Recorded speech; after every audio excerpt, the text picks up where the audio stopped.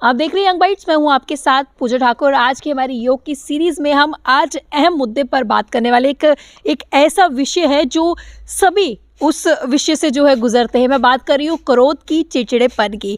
ये अक्सर बड़े लोगों में तो नज़र आता था, लेकिन छोटे बच्चों को पहले इसका महत्व नहीं पता होता था और इसका पता ही नहीं होता था कि आखिर क्रोध, चिड़चिड़ापन है क्या। उनमें होता था लेकिन उन्हें ये चीज़ें पता नहीं थी। लेकिन आज के टाइम की बात की जाए तो आज के टाइम पे हर छोटे से छोटा बच्चा ये कहता है कि मुझे गुस्सा आ रहा है, मैं ये कर दूंगा। आखिर ये सब चीज़ें क्यों उत्पन्न हो रही है छोटे से ही बच्चों में, इसी सब चर्चा के लिए मेरे साथ जुड़ने जा रहे हैं पराशर जी। सबसे पहले स्वागत है आपका। बहुत बहुत स्वागत है आपका। आज इस तरह से जिस टॉपिक में हम बात कर रहे हैं क्रोध पर, एंगर पे, तो इससे कई सारी बीमारियां भी होती है जब हम इसे बढ़ा देते हैं। खासकर जो बड़ों में देखी जाती है, बीपी के शिकार होते हैं, हाइपरटेंशन के शिकार वो होते हैं। लेकिन छोटे बच्चों में क्यों ये सब चीज़ें आ रही हैं? बहुत ही महत्वपूर्ण आज प्रश्न है कि चिड़चिड़ापन क्यों हो रहा है। जी। गीता में भी भगवान कहते हैं कि क्रोधादि दग्धा सम्मोह, कि जब व्यक्ति के अंदर तृष्णाएं ज़्यादा हो जाती हैं तो जब उसकी कामनाएं पूर्ण नहीं होती तो फिर उसका सम्मोह जागता है और उससे उसका बब्रत मतलब अशांति पैदा हो जाती है। सबसे पहले कि चाहे बच्चे हों चाहे बूढ़े हों, उसके बहुत ज़्यादा उसको कुछ बनाने की, लेने की जो आशाएं नहीं होनी चाहिए। शांति आपको तभी मिलती है जब आप संतुष्टि रखते हो और मन में कामना रखो जो है बहुत अच्छा है। आपका शरीर जैसा है बहुत सुंदर है, आपका मकान जैसा भी है इससे बड़ा महल कोई नहीं है, आपकी गाड़ी टूटी फूटी जैसे भी है जो बहुत सुंदर है। तो जब आप इन विचारों पर कमान कसोगे तो आपका चिड़चिड़ापन तो ख़त्म होगा ही और बिल्कुल शांति और एक आनंद का जीवन होगा। अब रही बात बच्चों की, कि बच्चों के अंदर तो जिस चीज़ का पता भी नहीं, फिर भी उनके अंदर चिड़चिड़ापन क्यों होता है। इसलिए होता है कि हमने सबसे पहले बच्चों को बहुत ही नाजुक बना दिया।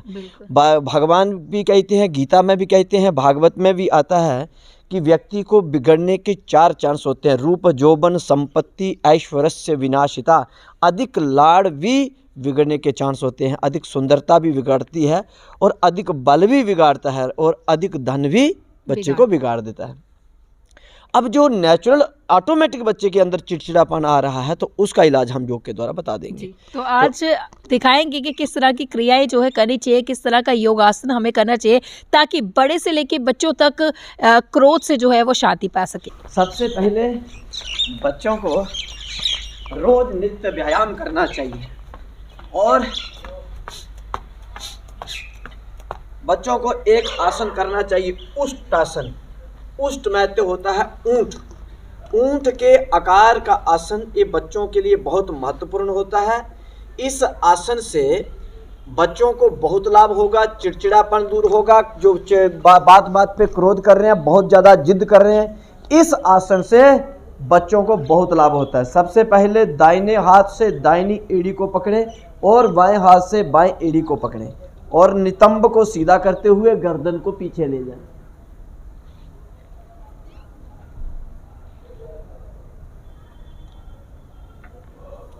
इससे क्या होगा कि बच्चों के अंदर ज़्यादा चिड़चिड़ापन तब भी आता है जब उसके अंदर, बच्चों के अंदर ऑक्सीजन की कमी होती है, जहाँ उसके पानी की अंदर कमी होती है। आजकल के बच्चे पानी में बहुत नकम्मे, पानी बहुत कम लेते हैं, नींद बहुत कम लेते हैं, इसलिए बच्चों के अंदर चिड़चिड़ापन बहुत ज़्यादा हो गया, बात बात पे क्रोध करते हैं।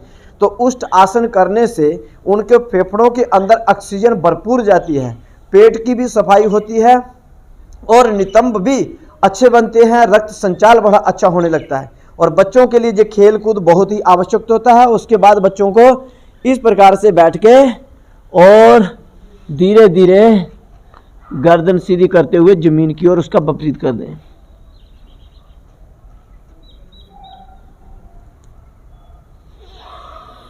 श्वास लेते वापस आए। उस आसन को 2 या 3 बार आप कर सकते हैं।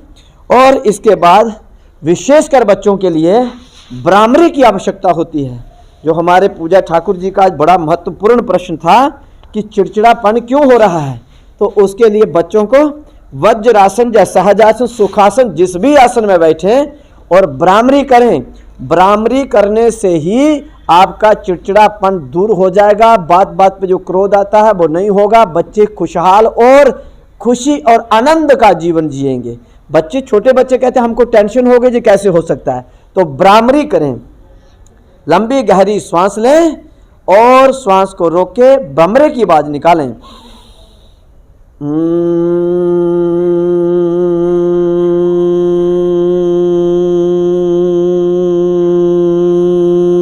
इस क्रिया का नाम है भ्रामरी, जो बच्चों के लिए बहुत लाभदायक है, पढ़ाई के लिए भी अच्छी है, स्मरण शक्ति के लिए भी अच्छी है, चिड़चिड़ापन दूर हो जाएगा, बात बात पे जो क्रोध आता है वो नहीं आएगा, हाइपर टेंशन हो जाती है बच्चों को जिस बिल्कुल नहीं होगी।